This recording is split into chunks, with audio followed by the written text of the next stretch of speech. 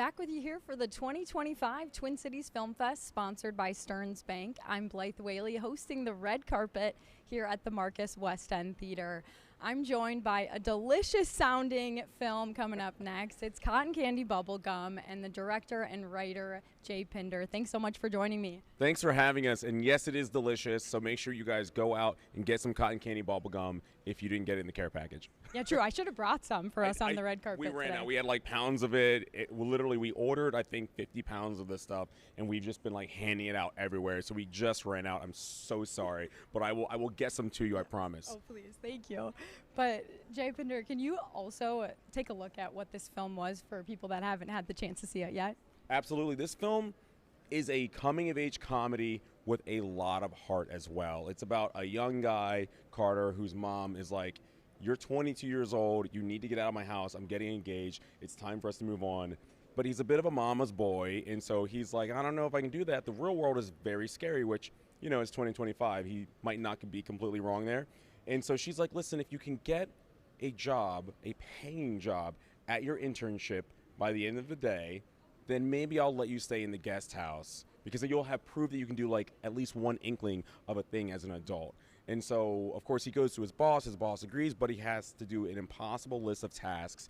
And by the end of the day, if he can accomplish those tasks, well, then maybe he doesn't really need to live at home after all. Yeah. No, I loved your film. I was able to see it, and I think you did a great job. Oh, but we want to know about just this full-blown roller coaster that you just described in your film. What was the inspiration behind it? Was there any personal stories coming out there?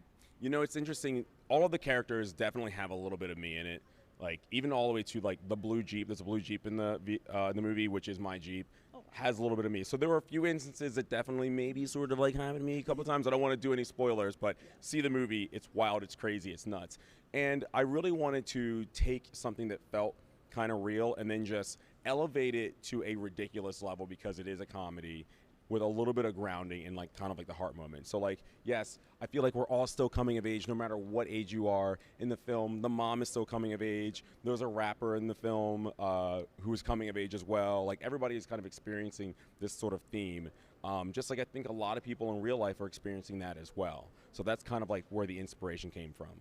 Yeah, and when in this film, of course, you're going back and forth between the comedy and the tragedy, but really you did a great job merging these two together. What was that like, directing a film like this? Oh, great question. It was tough because there were a lot of times where we're on set, and most of the time on set we're trying not to laugh. My cast is so insanely funny. We did a lot of rehearsals and stuff like that, and I really wanted them to bring a lot to their own characters. And so we would get to set, we would do the script, and then I'd be like, "Okay, great. Now let's do extra takes. Whatever jokes you guys had prepared, whatever you're feeling in the moment, like, let's just go for it. Let's just go nuts." And we're just like trying to not to crack up laughing. But when we got to these dramatic moments, luckily they were kind of separate from the other moments. We were able to take a little bit of time, calm things down, and then like get into those like dramatic, heartfelt moments so that they felt real, so that we felt the impact of like the what happened in the story behind our main star Carter's, and like what led him to like these choices and stuff like that. So we basically, long story short, we separated the comedy from the drama, and then all of that stuff was just like brought together in the edit. Yeah. And I think what's interesting too is you think about this film, there had to have been a lot of behind the scenes moments that really stick with you. You had ridiculous moments on camera, I'm sure even more off camera, like you were talking about. Is there one that you'd be able to share with us? Oh, there are a lot, actually. There are a lot. It's hard to even like figure out. Okay, so this is like low budget filmmaking to its T, right? Like, we did this for like no money. Like, I think it was like 20 grand or 50 grand, like all in or something like that. And so we're all playing a lot of roles. There were twice somebody forgot the keys to the van, and the van is where all of our camera equipment and our grip equipment and lighting equipment was located. And so it's, at one point it was a mad scramble at the end of like our biggest shoot day, where we went overtime a little bit. You know, these things happen in the filmmaking.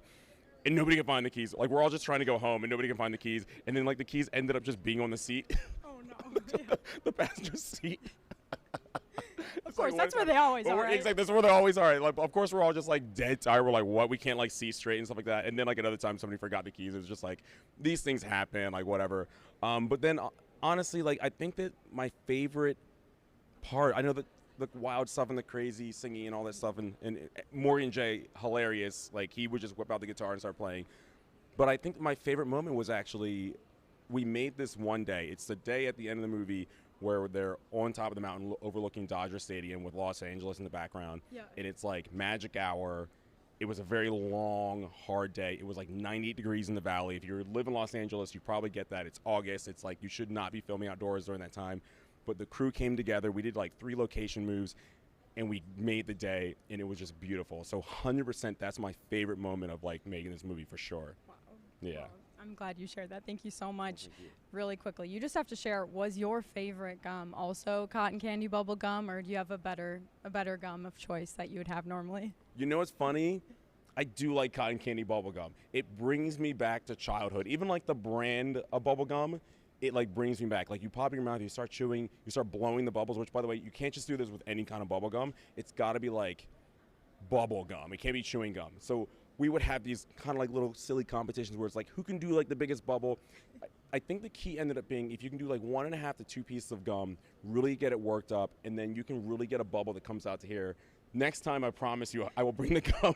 Although I'm not allowed to chew gum anymore because I did kind of develop a jaw disease because during the edit, I was like Carter, like the main character, just popping gum in my mouth every 10 seconds, just chewing. But like, I love me some cotton candy bubble gum, 100%. Well, that's a warning out there, but enjoy all the cotton candy bubble gum. We sure will here at the Twin Cities Film Fest. Thanks so much, J Pinder. We're glad you're joining us. We'll be back here on our Stearns Bank red carpet with more wonderful interviews after this.